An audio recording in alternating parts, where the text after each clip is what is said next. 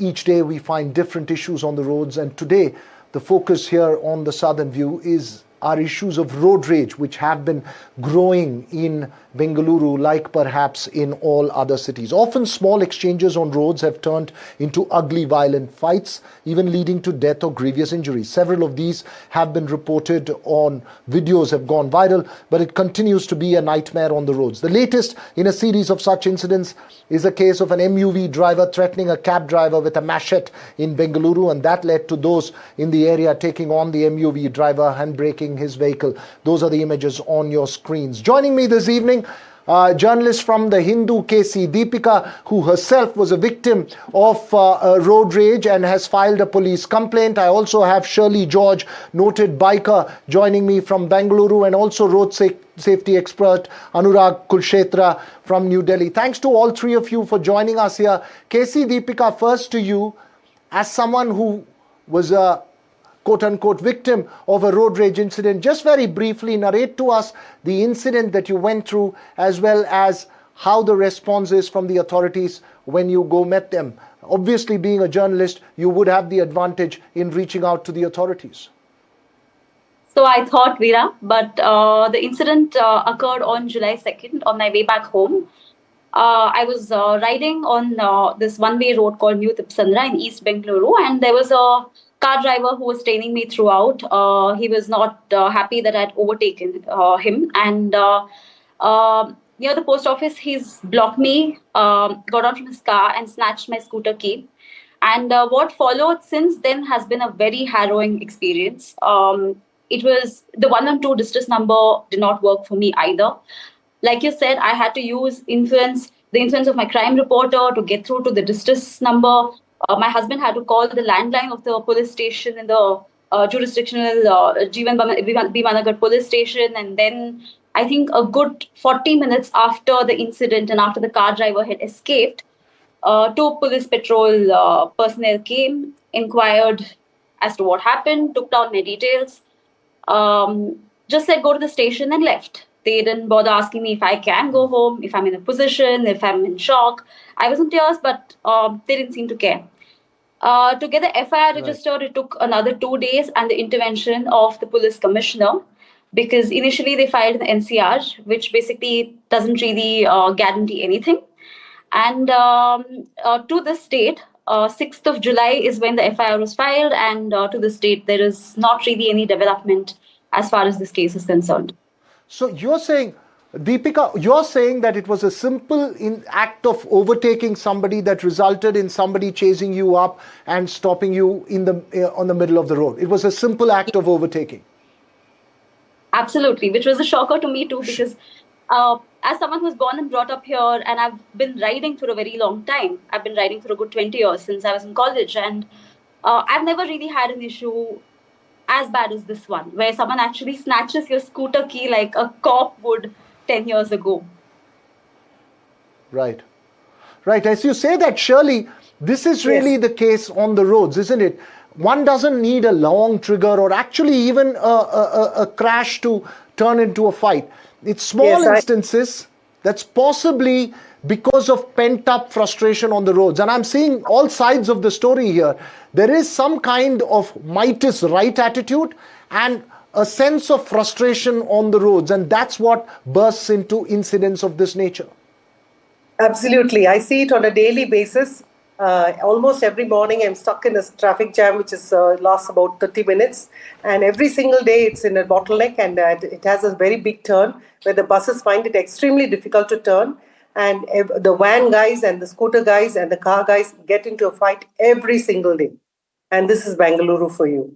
And I now don't just think that it is just frustration. It's frustration that they have to get to work on time. And I think things were way better when it was work from home.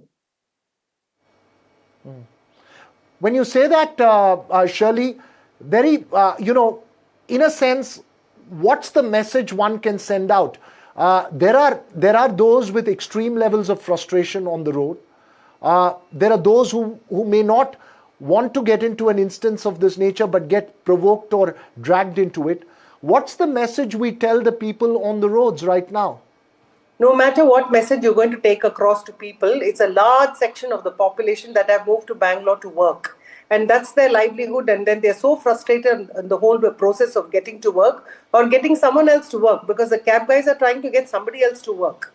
And it's just those peak hours. Either we have some sort of a system where we have the time of working, slightly changed, and the mindset of people that they cannot take law into their own hands. So what we see Right. is a case That's of important. frustration, and we do completely understand that the police force can do only this much, and they can't be present everywhere all the time. They're not omnipresent. So if there is no one to Right. support you, and even if you take a complaint to them, the issue is they are bogged with this many complaints in a day. And there are worse instances. Do they handle accidents or do they handle these cases? And so it's just a knowledge that the public need, and the understanding that, or we have to start taking, you get a driver's license and then you have to go through this course where you also sign other things, where your emotional quotient is also checked.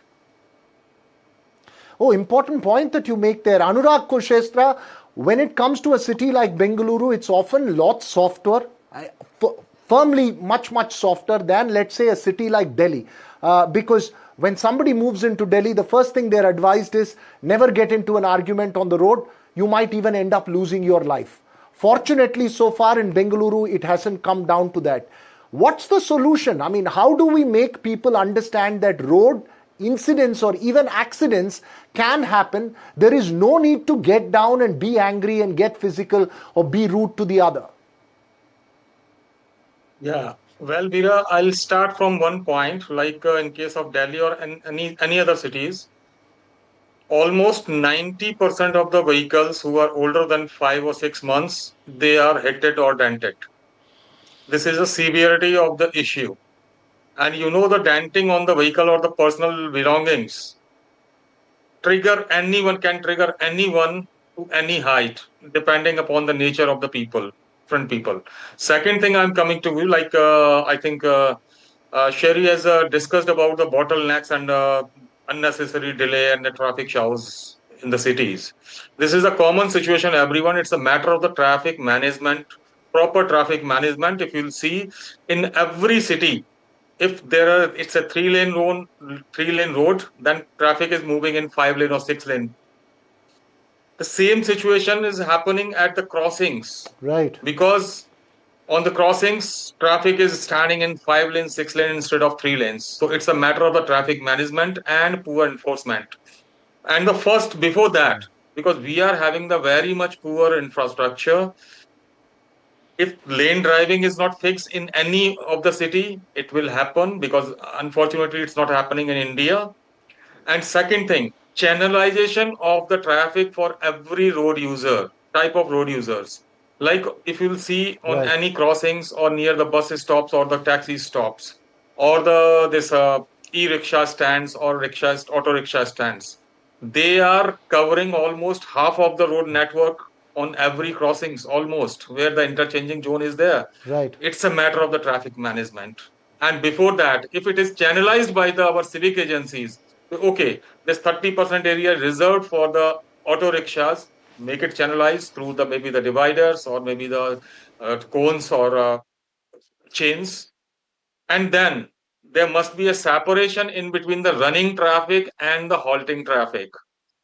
It because Right. when No, whenever you're making a very important point there. You're pointing to multiple flaws on the roads. Deepika, as a journalist, as somebody who observes the city very closely for many years, what's the sense you're picking up? Is this a result of pent up frustration, or do you believe that there is just a sense that, look, I can get away with anything on the road? What do you expect from the authorities, and what do you expect from the system to set this right, to make sure that nobody else, or at least try to make sure that nobody else suffers from incidents of this nature?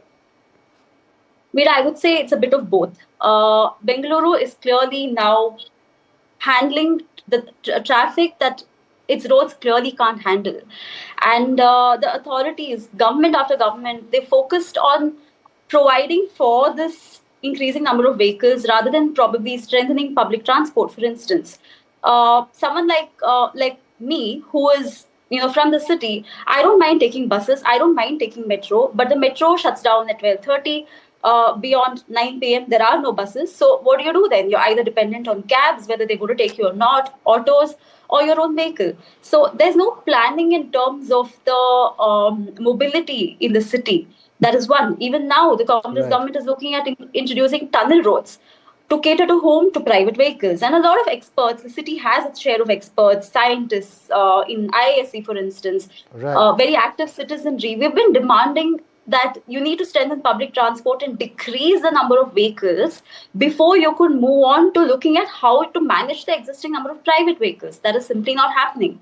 The second point that you mentioned is basically that road rage case, I mean, anything, any traffic violation, apart from paying a fine, there's nothing being done. There were rowdy sheets being opened under the previous commissioner's direction, which I'm not really sure if it's happening anymore.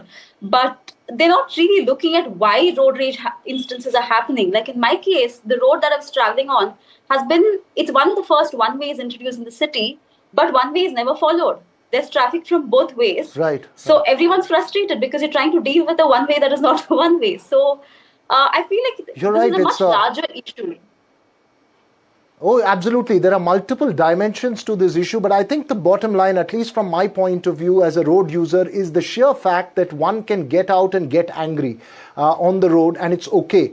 I think the first and fundamental rule is that you can't get angry on the road, and as Shirley pointed out, perhaps emotional lessons, emotional anger management lessons when you're getting a driving license is absolutely essential. The slightest of anger is unacceptable on the roads, should be a message that's sent across. But thanks to all three of you for joining me here on perhaps a daily navigation issue for most people across the country.